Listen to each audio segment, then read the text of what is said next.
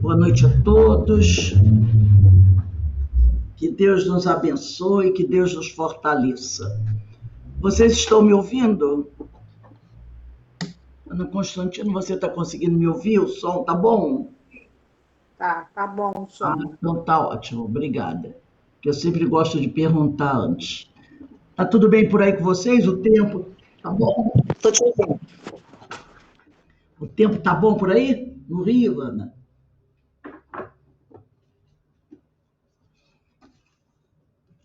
Tá fresquinho, tá bom. Que bom, né? Que bom. Assim é bem melhor. Aquele calorão não ajuda em nada, né? Bem, meus É verdade. amigos, como vocês sabem, nas sextas-feiras, às 18 horas, 18h10, nós fazemos o estudo dessa obra que chama-se Parábolas e Ensinos de Jesus. Nós estudamos as parábolas na sexta-feira e na quinta-feira estudamos os ensinos. Então, esse livro é dividido em duas partes. Primeira parte, as parábolas, segunda parte, os ensinos. Os ensinos são estudados na quinta-feira, às 18h15, 18h20, o horário que começa a aula. E as parábolas na sexta-feira. E hoje nós estamos estudando, iremos dar continuidade ao estudo da parábola das bodas. Estamos no estudo, na segunda parte dessa parábola que trata da veste nupcial. Bastante interessante esse estudo sobre a veste nupcial. Mas antes de iniciarmos o estudo, vamos fazer a nossa prece, agradecendo a Deus, agradecendo a Jesus, a oportunidade que Ele nos concede de estarmos aqui reunidos mais uma vez para o estudo dessa doutrina, para o estudo desse evangelho que tanto nos tem sustentado, nos tem ensinado e nos auxilia na nossa caminhada. Rogamos ao Pai, rogamos aos amigos espirituais que continuem conosco, nos dando esse amparo que nunca nos faltou, sabemos disso, mas é sempre bom a gente falar sobre isso e agradecer ao Senhor. Então, nesse momento de agradecimento e louvor, nós só queremos dizer, Senhor, muito obrigado por tudo que o Senhor tem nos concedido. E assim, envolvidos por essas vibrações, vamos dar início ao nosso estudo da noite de hoje, graças a Deus. Bem, nós temos aqui as parábolas. Como eu falei, nós estamos estudando da parábola das bodas. E eu sempre gosto de iniciar lendo a parábola para depois nós irmos à parte que toca, né? Então vamos lá, parábola das bodas. De novo, eu adoro esse de novo, começou Jesus a falar em parábolas, dizendo-lhes: o reino dos céus é semelhante a um rei que celebrou as bodas de seu filho. E enviou seus servos a chamar os convidados para a festa. E estes não quiseram vir. Enviou ainda outros servos com este recado. Dizia aos convidados: tenho já preparado meu banquete, as minhas reses e os meus cevados estão mortos, e tudo está pronto. Vinde às bodas. Mas eles não fizeram caso e foram um para o seu campo, outro para o seu negócio. E os outros, agarrando os servos, os ultrajaram e mataram. Mas irou-se o rei e mandou as suas tropas exterminar aqueles assassinos e incendiar a sua cidade. Então disse aos servos: as bodas estão preparadas, mas os convidados não eram dignos. Ide, pois, às encruzilhadas dos caminhos e chamai para as bodas a quantos encontrardes. Indo aqueles servos pelos caminhos, reuniram todos os que encontraram, maus e bons. E a sala nupcial ficou cheia de convivas. Mas, entretanto, o rei, para ver os convivas, notou ali um homem que não trajava veste nupcial e perguntou-lhe: amigo, como entraste aqui sem veste nupcial? Ele, porém, emudeceu. Então o rei disse aos servos: atai-os de pés e mãos e lançai-o nas trevas exteriores. Ali haverá choro e ranger de dentes, porque muitos são chamados, mas poucos escolhidos. Então, essa parábola está no Evangelho de Mateus, capítulo 22, versículo de 1 a 14. Eu gostaria que vocês deixassem aí perto de vocês a Gênese e o Evangelho, para que a gente possa usar, tá? A Gênese de Allan Kardec e o Evangelho segundo o Espiritismo. Vamos deixar ele aí próximo, porque a gente vai utilizar. Então, vamos começar o nosso estudo. Nós estamos iniciando hoje, no estudo das bodas, a segunda parte dessa parábola que trata da veste nupcial.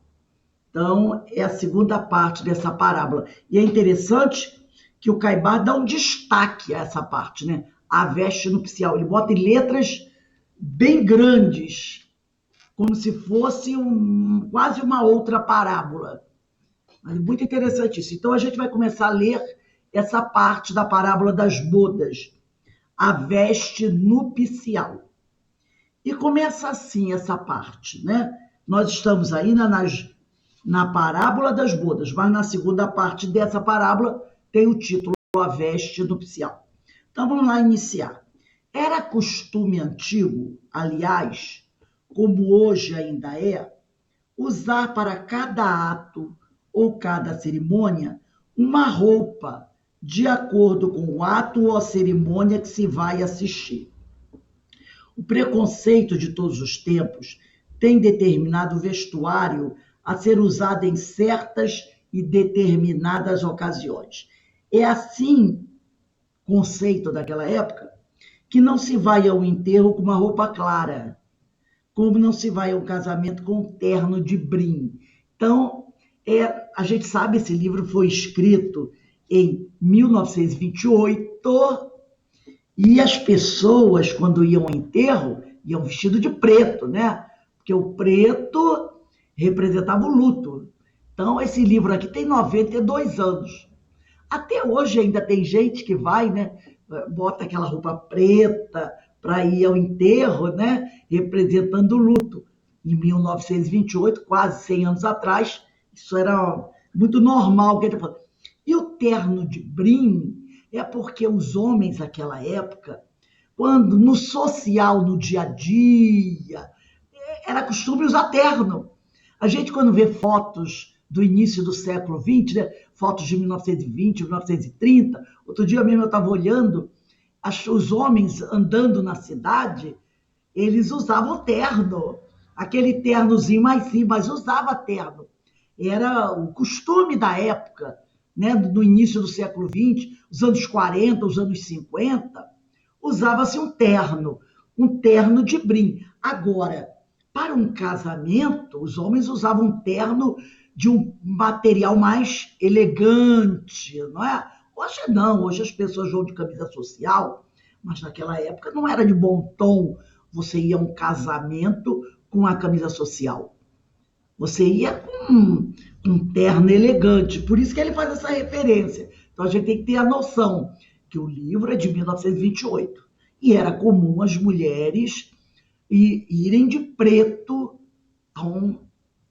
porque o preto representava o luto, não é? A tristeza. Rose, Vale. eu acho que o tecido mesmo usado, né, pelas pessoas era o linho, né?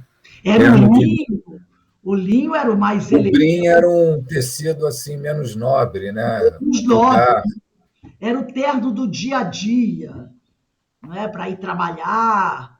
Os homens usavam terno. Às vezes mostra fotos assim, com a calça, camisa, gravata e o paletó no ombro. Quando já estava chegando em casa, via com o paletó segurando aqui no ombro, muito calor no Rio de Janeiro. Então, o homem usava o terno de brim, e o linho realmente era uma coisa mais nobre, né? Então, continuando aqui a leitura. Aproveitando essas exigências sociais muito preconizadas pelos escribas e fariseus, e mormente pelos doutores da lei e sacerdotes, Jesus, ao propor a parábola das bodas, deu a entender que para o comparecimento a essas reuniões fazia-se mistério uma túnica nupcial. Então, ele faz aqui essa comparação. Deixa eu só eu... Alberto, vê se você consegue desligar teu microfone, que eu não estou conseguindo. Eu desliguei. Então, Tá desligado. Desliguei agora. Tá com algum probleminha aqui, porque para mim ele está aberto. Pra... Deu um probleminha aqui. Deixa eu ver se eu... Não, para mim ele está aberto. Deixa eu ver. Deixa, não sei o que aconteceu. Está aberto? O som está saindo para você? Tá saindo, você está falando É aqui. gozado que ele está aqui como fechado. Deixa, não está atrapalhando, não. Está atrapalhando, não. Tá bom, não tá, alguma coisa que travou aqui, não está atrapalhando. Então, vamos lá. Agora, uma coisa, Rose. Oi. Essa veste nupcial era uma veste mesmo existente na época ou é um simbolismo de Jesus? Nós vamos falar sobre isso aqui. É porque eu só estou preocupada com um negócio. Eu vou pedir para você fazer... Eu vou sair e vou entrar. Rapidinho. Sai e volta rapidinho. Isso, porque eu estou preocupado com outra coisa. Então, aqui, ele vai falar aqui, né? Vou voltar à leitura enquanto o Alberto vai. O preconceito de todos os tempos tem determinado o vestuário a ser usado em certas e determinadas ocasiões. É assim que não se vai a um enterro com uma roupa clara, como não se vai a um casamento com um terno de brim. Aproveitando essas exigências sociais, ele está falando baseado no tempo que ele escreveu o livro, muito preconizadas pelos escribas e fariseus, quer dizer, os doutores da lei, aquelas pessoas que estão muito preocupadas com as aparências, elas fazem questão desse tipo de coisa, né? E aí ele diz, igualmente, pelos doutores da lei e sacerdotes, Jesus, ao propor a parábola das bodas, deu a entender que, para o comparecimento a essas reuniões, fazia-se mistério uma túnica nupcial. Então ele está falando, aproveitando as exigências, Jesus aqui dá a entender para essas pessoas, e no caso também para todos que, seguindo essa ideia de uma roupa, de um tipo de vestimenta para cada ocasião, Jesus dá a ideia que também se faz necessário uma túnica nupcial. E aquele que não estivesse revestido desta roupagem seria posto fora e lançado às trevas, onde haveria choro e ranger de dentes, naturalmente por haverem esbanjado tanto dinheiro em coisas de nenhum valor, de preferência a túnica de núpcias, bem assim por terem perdido tempo em coisas inúteis, em vez de tecerem como deviam a túnica para comparecer às bodas, né? Então, Jesus, aproveitando essa ideia da túnica nupcial e da exigência de comparecer a uma reunião vestido de acordo, como era costume, Jesus coloca aqui também que para participar dessa reunião, dessa grande festa, é necessário estar vestido adequadamente, né? Com uma túnica. E ele ainda diz mais, ele ainda dá a entender mais que aquele que não estiver vestido adequadamente com essa túnica seria posto e lançado fora. Por quê? Porque se ele não está com a túnica, é porque ele esbanjou o dinheiro, as coisas que ele tinha, e não está agora apto a ter a túnica, né? Então ele diz, bem assim por terem perdido tempo em coisas inúteis, em vez de tecerem como deviam a túnica para comparecer às bodas. É como que se uma pessoa quisesse ir a uma festa, mas para ir a essa festa, ela tem que estar vestida adequadamente. Só que ela deveria se preocupar em quê? Em conseguir juntar um dinheiro para comprar a roupa adequada ou mandar fazer. Mas o que essa pessoa fez? Pegou os recursos que tinha para comprar a roupa para ir à festa e gastou. E agora chegou a hora da festa, ela não tem com que ir vestida de forma adequada. É mais ou menos essa colocação aqui. Eu vou pedir para vocês pegarem o livro da Gênesis. Como eu falei anteriormente, a gente vai usar a Gênesis e o Evangelho. Por isso é importante ter aqui a Gênesis e o Evangelho. Vamos abrir a Gênesis no capítulo 2, a visão de Deus. Capítulo 2. O capítulo 2 se refere a Deus. E o título que nós vamos estudar é A Visão de Deus. Item 33 e item 35. Capítulo 2, sobre Deus, no título A Visão de Deus, item 33.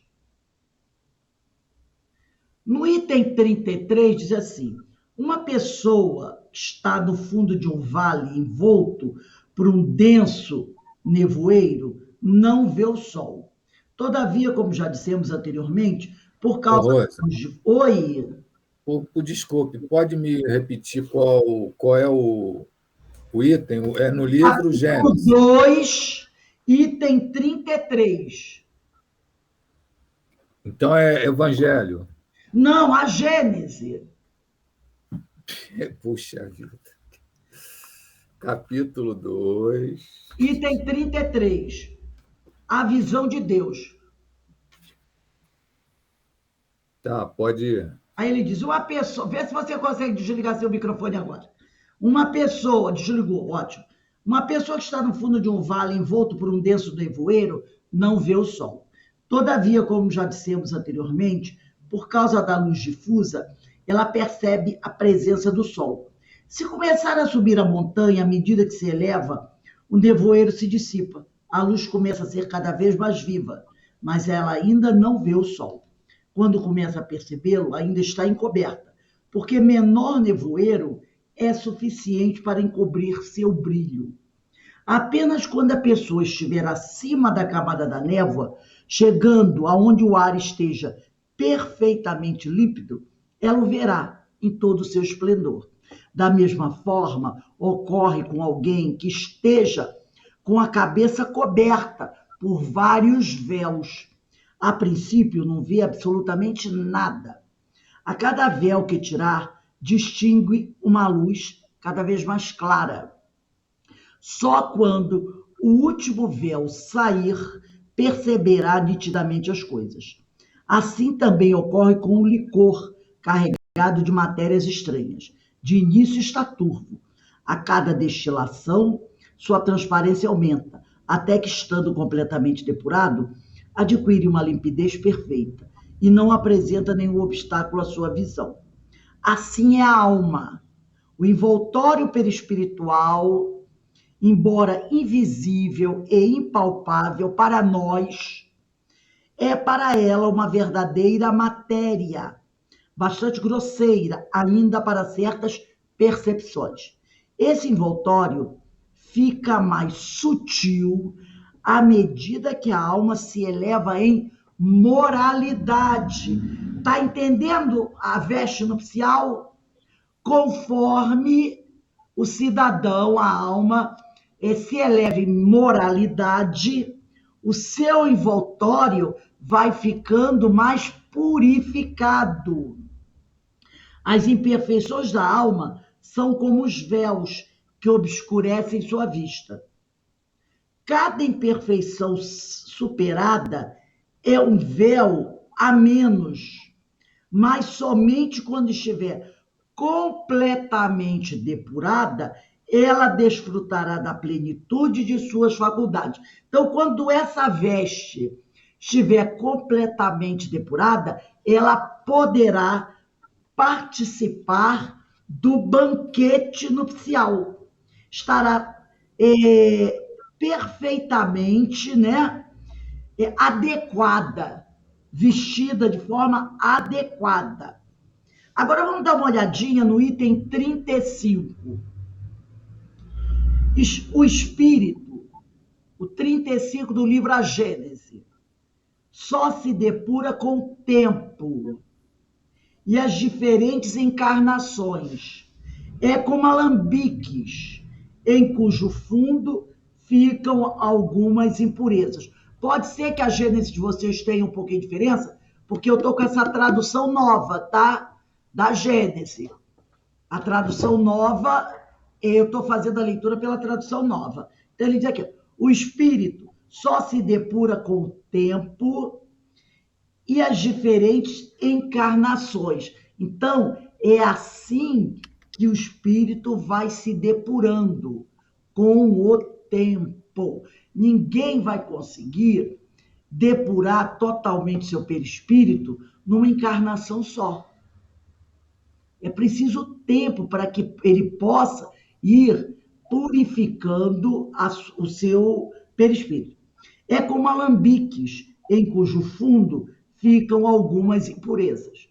Ao deixar o envoltório corporal, não supera instantaneamente suas imperfeições. Então, ele está dizendo que, ao desencarnar, não é? Ao desencarnar, ele não vai logo superar instantaneamente suas imperfeições.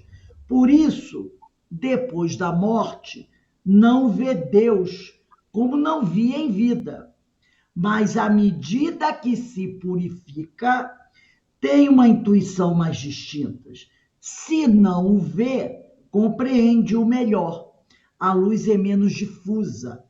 Assim, quando alguns espíritos dizem que Deus lhes proíbe de responder a tal questão, não é que Deus lhes apareça ou lhes dirija a palavra para lhe prescrever ou interditar isso ou aquilo, mas eles sentem. Eles recebem os eflúvios de seu pensamento, como acontece conosco em relação aos espíritos que nos envolvem com seus fluidos, embora não os vejamos.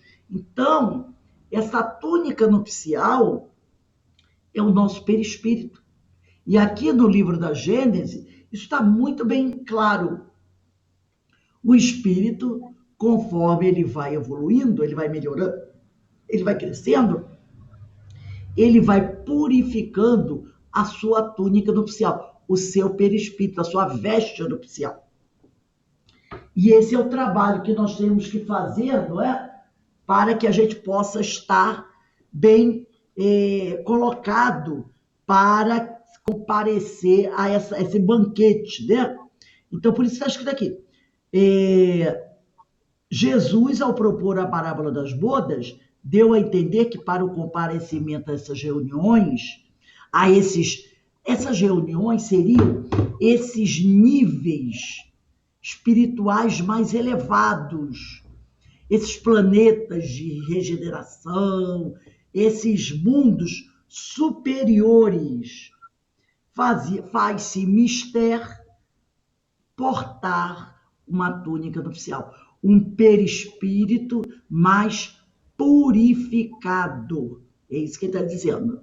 Para que o espírito possa, né, alçar voo, vamos dizer assim, as regiões mais elevadas, ele precisa ter um perispírito mais purificado. Agora vamos continuar aqui no livro do Caibar. A veste de núpcias simboliza o amor, a humildade, a boa vontade em encontrar a verdade para observá-la, ou seja, a pureza das intenções, a virgindade espiritual. Então, quanto mais o espírito se purifica, ele vai ter vai conhecer o que é o verdadeiro amor, ele terá essa humildade que ainda não se encontra em nós, essa boa vontade em encontrar a verdade para observá-la, a pureza das suas intenções, a virgindade espiritual. Então, a veste nupcial simboliza isso. Quanto mais purificado o espírito, mais essas virtudes estarão desenvolvidas. Quanto menos elevado o espírito, menos essas virtudes estarão presentes. A verdadeira humildade... Oi, pode falar. Tem tem alguns irmãos que interpretam totalmente equivocado, né? Nessa parábola aí das bodas, né? Sim. Porque quando eles vão num templo religioso, né? Eles se vestem, né? Capricham na vestimenta. Eu acho que está havendo aí um equívoco, né? Tem duas coisas aí. Uma, porque eles consideram uma grande festa ir. Agora, a questão da túnica, se a pessoa veste porque ela acha que isso é motivo de superioridade, ela está errada. Realmente, a roupa não diz nada, né? Agora, outros, como eu aprendi de um pessoal amigo que era evangélico, eles diziam que eles vão para uma grande festa. Então, para ir numa grande festa com Jesus presente, A gente está tem bem que vestido. caprichar. Caprichar. É. Agora, quando ele fala aqui de humildade, nós, que ainda estamos num nível mais baixinho, às vezes a gente diz assim, eu doei algumas coisas porque eu sou generosa, não é? Eu sou humilde. Comigo não tem essas coisas, eu sou bastante humilde. Essa noção de humildade que nós temos ainda está muito longe do que seja verdadeiro. Porque a humildade é um sentimento, é um sentimento puro. Né? Então, o que a gente ainda pensa que é humildade ainda está muito longe do que é a verdadeira humildade. Então, a verdadeira humildade pertence àqueles que já são espíritos elevados, com maior sabedoria, que têm a túnica nupcial mais purificada. O nosso conceito de humildade, o nosso conceito de generosidade ainda é uma coisa bem aquém da verdade, porque está no nosso nível, né? Agora eu trouxe para vocês um vídeo que eu vou partilhar aqui o ecrã. Deixa eu partilhar o ecrã aqui. Peraí. Um vídeo onde a gente vai falar dessa questão, dessa purificação, dessa questão do nosso corpo, né? Do nosso corpo espiritual. Prestem bem atenção. Esse vídeo aqui, ele é baseado naquela obra Entre a Terra e o Céu, do André Luiz. E nesse trecho que nós vamos ver o Haroldo falando, é um trecho referente a uma conversa entre o instrutor Clarencio e Hilário. Hilário era amigo do André Luiz. Então, o instrutor Clarencio está explicando algumas coisas para o Hilário. Está no livro Entre a Terra e o Céu. E eu trouxe um trecho desse vídeo para a gente prestar bem atenção.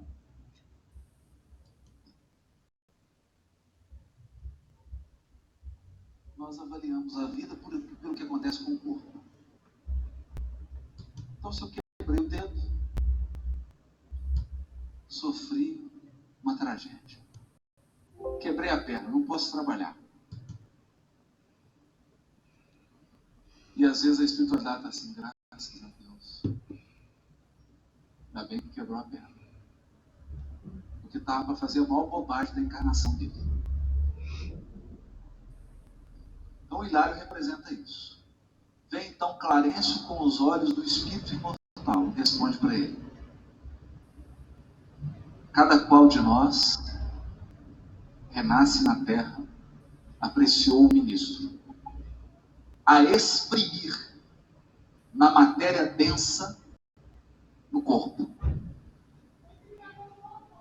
o patrimônio de bens ou males que incorporamos aos tecidos sutis da alma. A patogenia, na essência, envolve estudos que remontam ao corpo espiritual, para que não seja um quadro de conclusões falhas ou de todo irreais. Voltando à Terra, atraímos os acontecimentos agradáveis ou desagradáveis. Atraímos os acontecimentos agradáveis ou desagradáveis. Segundo os títulos de trabalho que já conquistamos, esses são os acontecimentos agradáveis, ou conforme as necessidades de redenção, acontecimentos desagradáveis. A carne, de certo modo, em muitas circunstâncias, não é apenas um vaso divino para o crescimento de nossas potencialidades, mas também uma espécie de carvão milagroso. Carvão milagroso, absorvendo-nos os tóxicos e resíduos de sombra que trazemos do corpo substancial. Traduzindo, essa é a diferença entre reencarnação e ressurreição. Nós vamos falar isso aqui agora. Porque está ligado à tarefa de evangelização da alma. Muita atenção nisso. Mas nós vamos precisar de atenção. Sabe quando você tira uma fotografia? Antigamente era naqueles filmes, né? Hoje é um arquivo digital. Mas o que era uma fotografia? Você expõe uma lente a uma quantidade determinada de luz e sombra. Essa máquina registra essa percentagem, esse percentual de luz e sombra, seja num filme físico ou em forma digital.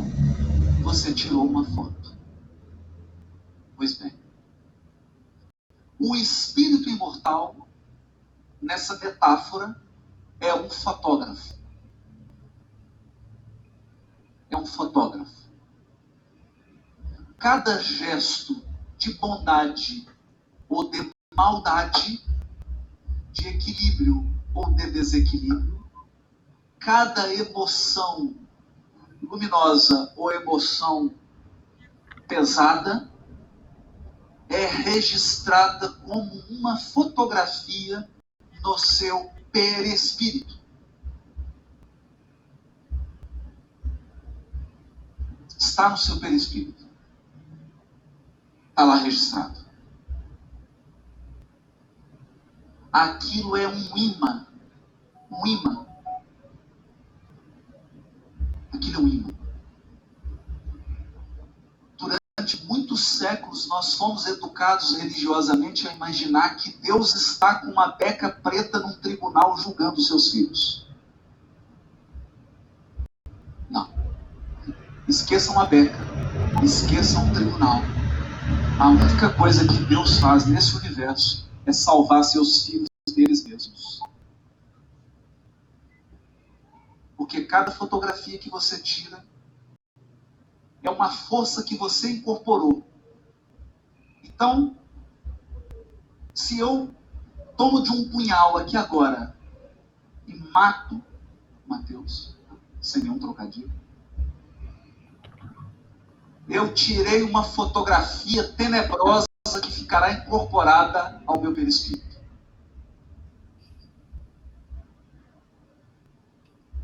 Por um mecanismo absolutamente sábio da lei divina, eu emito ondas de assassinato, onde eu estiver.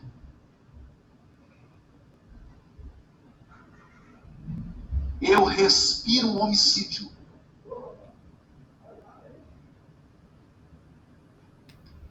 Isso.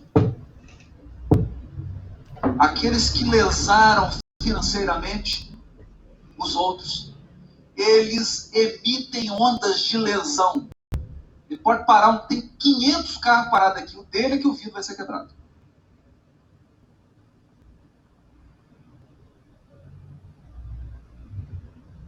É assim.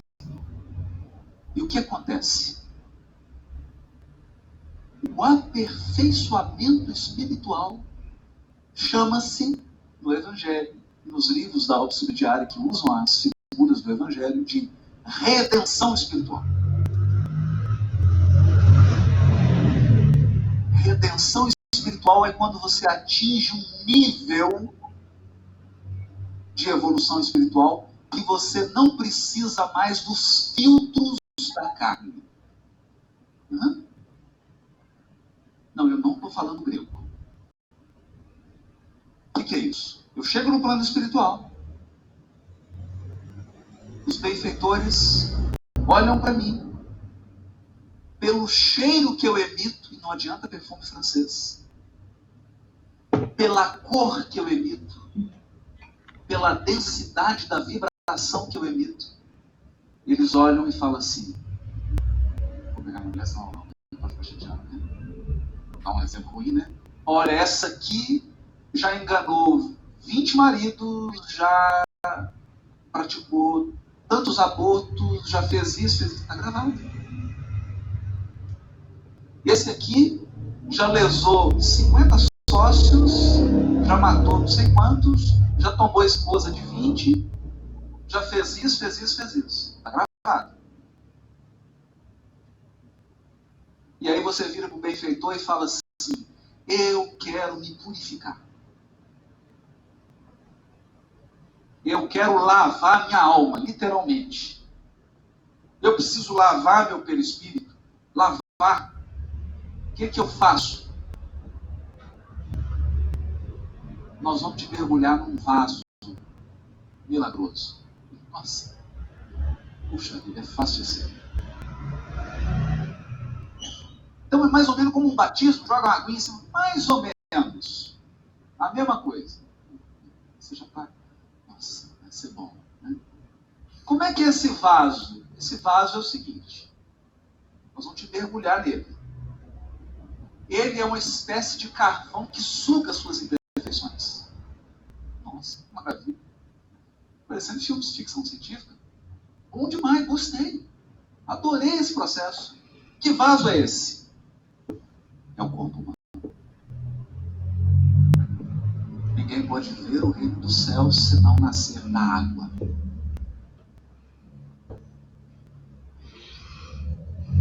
Aí vem aquele espírito e os pais estão bonitinhos, ele vem com a paralisia cerebral. Aí os pais entram aqui na casa espírita e choram quando conversam com a gente. E a gente fala para eles, solta foguete e faz uma festa. Porque o perispírito do seu filho está sendo limpo. O espírito do seu filho está sendo purificado. É isso que o Clarence está falando.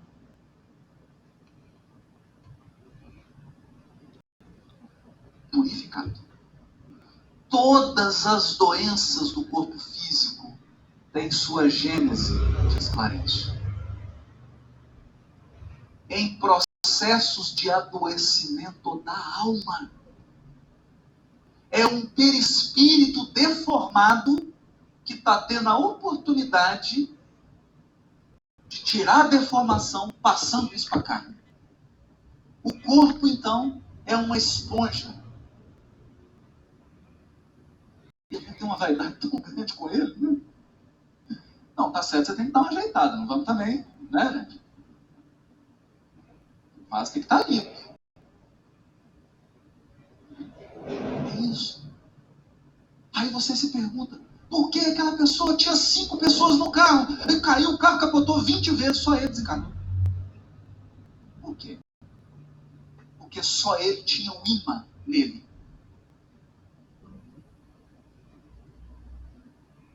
As 50 carros estacionados no Mineirão, aquele foi arranhado. Coincidência?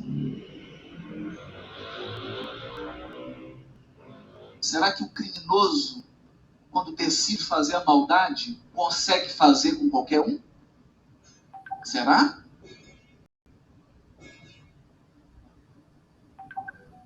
Será? Será que a lei divina cochila? Ou há um processo de absoluta sintonia? Absoluta sintonia. Por que nós estamos falando disso? Porque nós estamos dizendo de uma forma assim, muito franca, mas muito esperançosa. Muito franca, mas muito esperançosa. Porque a doutrina espírita é o consolador prometido. Então, se ela não nos deixa dormir, talvez se você quiser dormir, não vai ser aqui. Mas ela também não nos deixa desconsolados. Entende?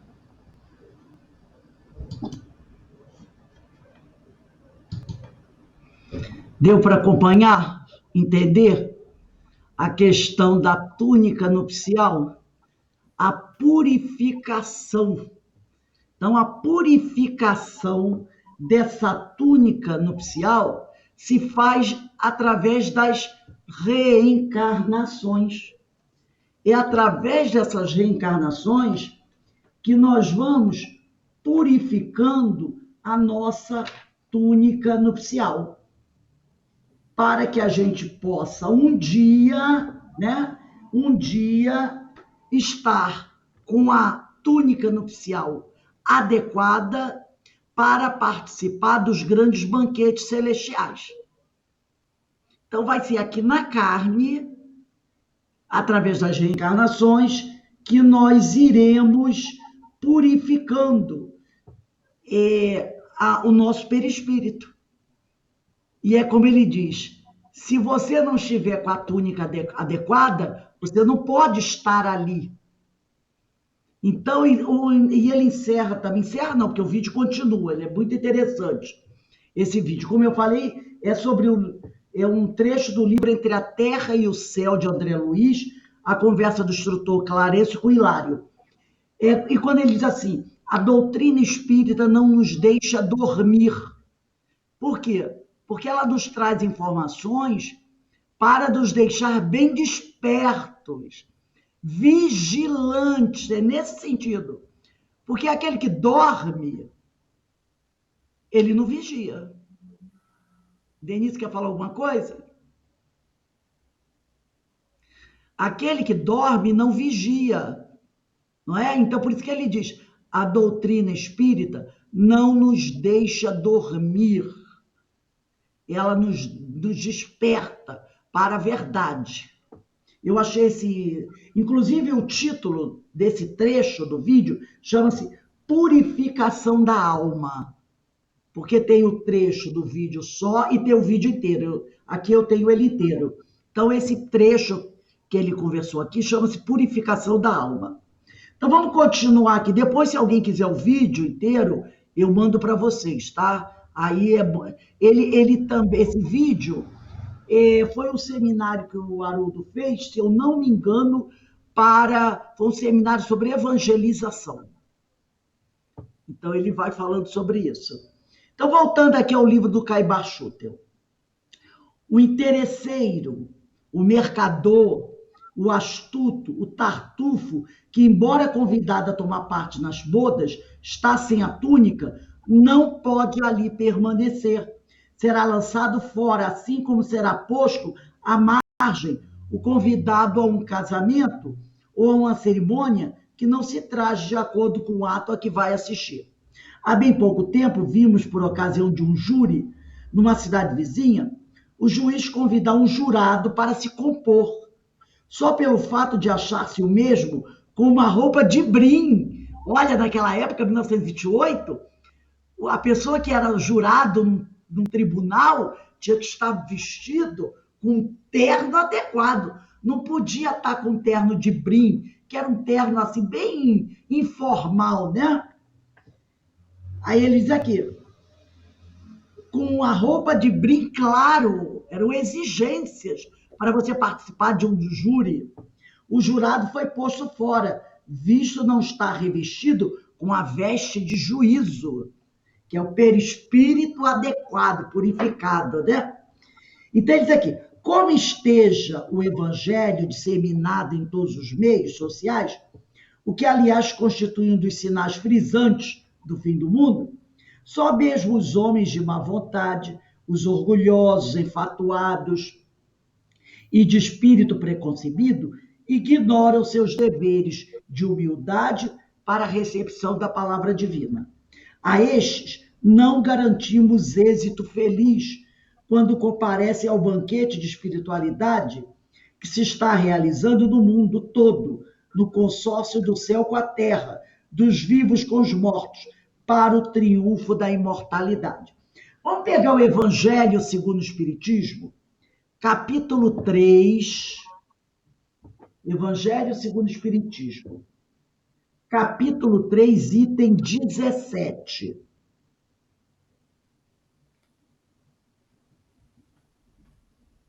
Porque ele está falando aqui, né? Que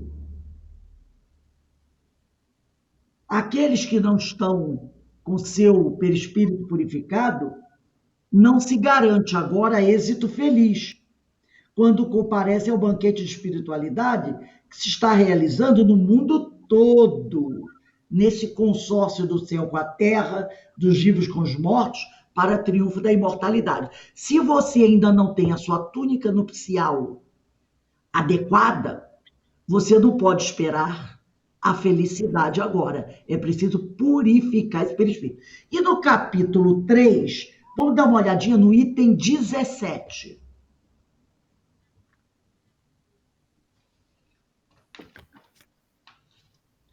Quando ele fala dos mundos regeneradores, item 17.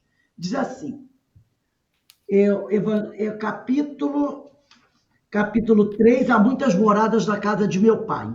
Item 17 faz parte de mundos regeneradores. Ele diz assim, os mundos regeneradores servem de transição entre os mundos de expiação e os mundos felizes. A alma penitente encontra neles a calma e o repouso e acaba por depurar-se. Sem dúvida, em tais mundos, o homem ainda se acha sujeito às leis que regem a matéria. A humanidade experimenta as vossas sensações e desejos, mas liberta das paixões desordenadas de que sois escravos, isenta do orgulho que impõe silêncio ao coração, da inveja que a tortura, do ódio que a sufoca. Em todas as fontes vê-se escrita a palavra amor. Perfeita equidade preside as relações sociais. Todos reconhecem Deus e tentam caminhar para Ele, cumprindo-lhe as leis. Esses seriam os mundos regeneradores. Nesses mundos, todavia, ainda não existe a felicidade perfeita, mas a aurora da felicidade. O homem lá é ainda de carne e por isso sujeito às vicissitudes de que libertos só se acham os seres completamente desmaterializados. Ainda tem de suportar provas, porém sem as pungentes angústias da expiação. Comparados à Terra, que é um mundo de provas e expiações, esses mundos são bastante ditosos, e muitos dentre vós se alegrariam de habitá-los, pois que eles representam a calma após a tempestade, a convalescência após a moléstia cruel. Contudo, menos absorvido pelas coisas materiais, o homem divisa melhor do que vós o futuro, compreende a existência de outros gozos prometidos pelo Senhor, aos que deles se mostrem dignos, quando a morte lhes houver de novo ceifado os corpos, a fim de lhes outorgar a verdadeira vida. Então, liberta a alma, pairará acima de todos os horizontes. Não mais sentidos materiais e grosseiros, somente os sentidos de um perispírito puro e celeste a aspirar as emanações do próprio Deus, nos aromas de amor e de caridade que do seu seio emanam. Então, é o que ele está falando aqui. Nós ainda vivemos no mundo de provas e expiações. O nosso perispírito ainda é um perispírito, ainda é uma túnica nupcial não muito adequada, não é? É o famoso terno de brinde que nós estamos vestindo, né? Aquela calça jeans, hoje a gente pode dizer aquela calça jeans rasgada, é aquela blusinha de malha muito simplesinha, né? Mas, com o tempo, conforme formos evoluindo, purificando o nosso perispírito, a nossa vestimenta nupcial vai estar mais purificada, já será aquela seda, né? Falando em tecido, aquela seda que você põe na mão, aperta, quando solta ela volta a ser como ela era, não amarrota, aquela roupa finésima, né? Mas, por enquanto, a gente vai se contentando com a roupinha aqui, a maioria feita ali da China, mesmo, bem simplesinha, e já damos graças a Deus. Por ela já está bem melhor do que nos tempos antigos, quando algumas reencarnações atrás, quando era bem mais pesada. E assim a gente vai se purificando até que a gente possa vestir essa veste nupcial que nos permita viver num mundo como esse, um mundo de regeneração, né? Que é aquele mundo que serve de transição entre o mundo da expiação e os mundos felizes. Que o mundo de regeneração, ele é um mundo de transição entre o mundo de expiação e o mundo feliz. É o intermediário, mas já é um espetáculo para a gente. Já é um espetáculo, não é? Mas ainda é um mundo onde o perispírito ainda continua a necessitar de purificação. E só quando essa purificação chegar ao máximo, aí sim nós passaremos a um mundo feliz. Aí a pessoa vai dizer, isso não vai acontecer nunca. Vai acontecer sim. É um processo. Nós já estamos, podemos dizer assim, vendo, mesmo que de longe, o mundo de regeneração. Porque lá, há reencarnações atrás, a gente olhava, não via nada, estava tudo nebuloso. Né? Era aquela, quando você olha para o céu e está a nuvem muito pesada, você não vê nem o sol, nem a lua, nem as estrelas. Você olha, nossa, que céu nublado. Era assim reencarnações atrás. Hoje, agora quando o céu está limpo, bonitinho, você olha e se diz, nossa, você vê algumas constelações, vê a lua, vê um monte de coisa, né?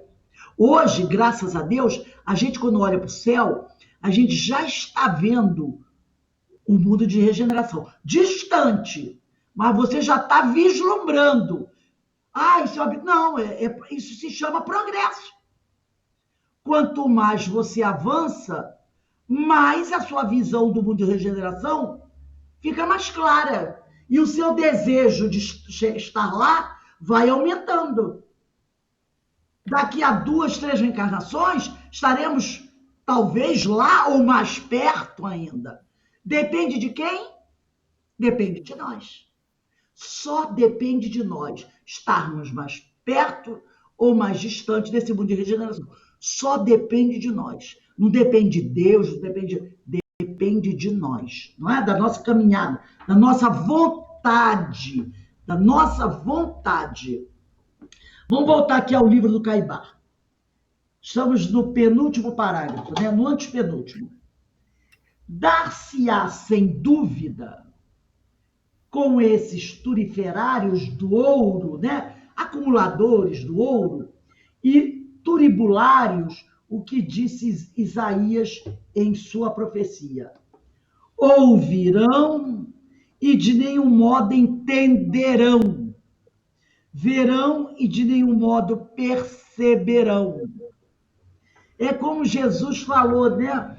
Tem um trecho do Evangelho que Jesus diz assim, só os simples poderão perceber, entender o que está aqui. Aqueles muito orgulhosos, aqueles muito vaidosos, ainda não têm condições de perceber o que está à sua frente, né? Então, é o que ele está dizendo aqui. Deixa eu só ver aqui uma coisa, um minutinho. Não tem. Aqui, ó. Que ele usa a palavra aqui, turibulários, vem da palavra turíbulo, vaso onde se queima incenso nos templos. É o turibulários, né? Como aqueles vasos que queimam incenso no templo. E depois ele vai falar, deixa eu ver se eu acho aqui, a outra. É não, seria isso, como vasos ainda que tem muita coisa para esvaziar, né? Um vaso cheio, um vaso que ainda carrega muita coisa. Então ele diz aqui, com esses turiferários do ouro e turibulários, o que disse Isaías em sua profecia: ouvirão e de nenhum modo entenderão, verão e de nenhum modo perceberão. Então, quantas pessoas têm a oportunidade de ter ali, de estudar o Evangelho, leem, ou então não se interessam, não é? Não se interessam por conhecer os ensinos do Senhor, né? Não se interessam ainda. Eu estou buscando aqui, deixa eu ver, já vou. O turiferário significa o adulador, os bajuladores.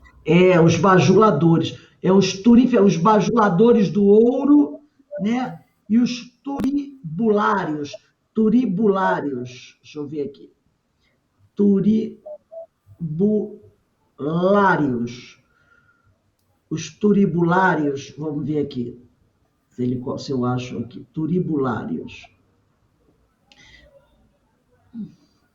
Deixa eu ver se são as palavras. Não, turibulários não apareceu aqui. Deixa eu ver se eu acho. Então, os turiferários são os aduladores, né? Os aduladores. É bom a gente colocar aqui. E os turibulários.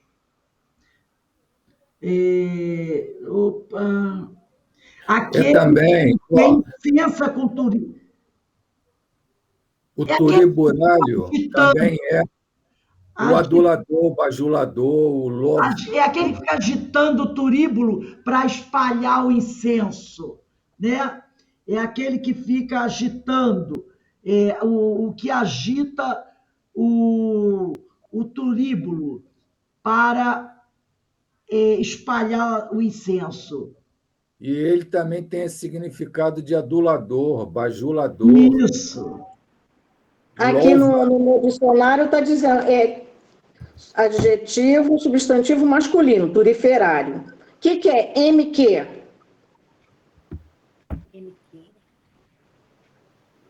Está escrito assim, MQ turibulário.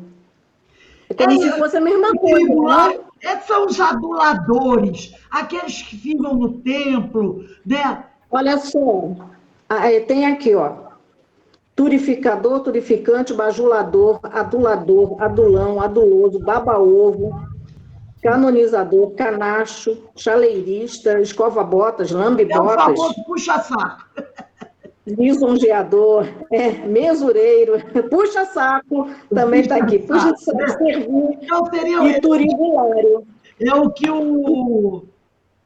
que Isaías diz assim, ó, dar-se-á sem dúvida com esses turiferários, aduladores do ouro e turibulários, que eles ficam ali só se preocupando com o externo, de enfeitar o templo, o que disse Isaías em sua profecia: ouvirão e de nenhum modo entenderão, verão e de nenhum modo perceberão. São aquelas pessoas que vivem só pela superfície, não querem mergulhar fundo. Aí ele diz, justamente o contrário, auguramos a todos ao que, fazendo-se crianças simples, né, quiseram achar a verdade para abraçá-la e tenham firme propósito de o fazer, esteja ela com quem estiver e onde estiver. Tal é a lição alegórica das bodas e da veste nupcial. Então, que a gente se faça como simples, pessoas de boa vontade, que a gente busque conhecer os ensinos de Jesus, não só conhecer, mas a buscar estudar, aprender, colocar em prática, buscando a cada dia melhorar, progredir cada vez mais, para que a gente possa, o mais rápido possível, ir purificando o nosso perispírito, a nossa veste nupcial, para que a gente possa mais rapidamente alçar esses mundos mais felizes e também para que a gente possa servir com mais eficiência o Senhor. Porque quanto mais nós estivermos mais bem preparados, né? Nós estivermos mais bem preparados, nós poderemos ser melhores auxiliares do mestre.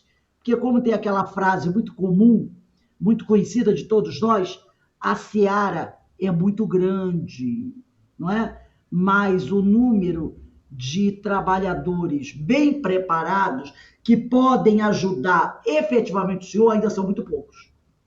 Então, que a gente possa buscar essa melhora, né, purificando a nossa veste nupcial, entendendo que o estudo do Evangelho é uma oportunidade ímpar que o Senhor concede a todos nós, e que é a verdadeira poder, né, participar dessa grande festa, que é estar ali envolvido no Evangelho. Ontem, né, quando nós assistimos a palestra do Vitor, que palestra linda, como ele trouxe a questão da educação do espírito, que se faz necessária e urgente para todos nós. Sem educação de espírito, não tem veste nupcial apropriada, não é? Sem educação das emoções, não tem veste nupcial apropriada. Então, como foi importante, né, aquela aula que ele deu ontem. E quando ele falou aquela frase que nós trouxemos outro dia, que está no livro Renúncia, né? O Evangelho é um vasto... O caminho do Evangelho é um vasto caminho ascensional. Então, aquele que estuda o Evangelho está encontrando esse caminho que vai levar ele para as alturas. É o vasto caminho ascensional. Então, se a gente quer crescer, se a gente quer ascender, a gente tem que buscar no Evangelho essa força, esse conhecimento que vai nos levar para o alto e nos tornar espíritos melhores do que nós somos. Então, nós vamos dar uma paradinha aqui. Alguém gostaria de perguntar alguma coisa, fazer algum comentário? Não? Então... Eu gostaria rapidinho. Pode falar. No caso, quando a gente, durante esse estudo, e você colocou o vídeo do Haroldo, e ele coloca que tudo que fazemos fica registrado, né? Para nós encarnados, a gente consegue enganar o encarnado. O encarnado não conhece a nossa realidade. Nós temos as máscaras sociais, às vezes nós temos o nosso coração impuro, mas ninguém sabe.